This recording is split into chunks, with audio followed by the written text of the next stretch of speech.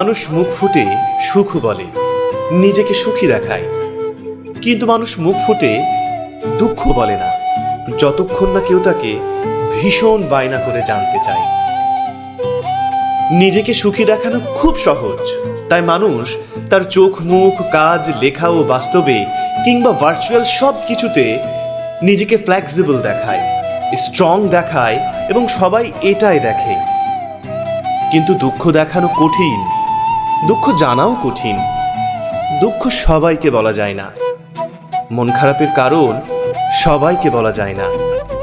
কেমন আছির জবাবে সত্যিই ভালো নেই এটাও লেখা যায় না।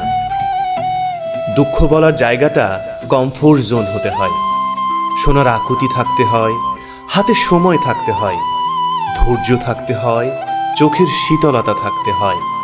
যার এই কমফোর্ট জোন আছে সেই ব্লেসিং।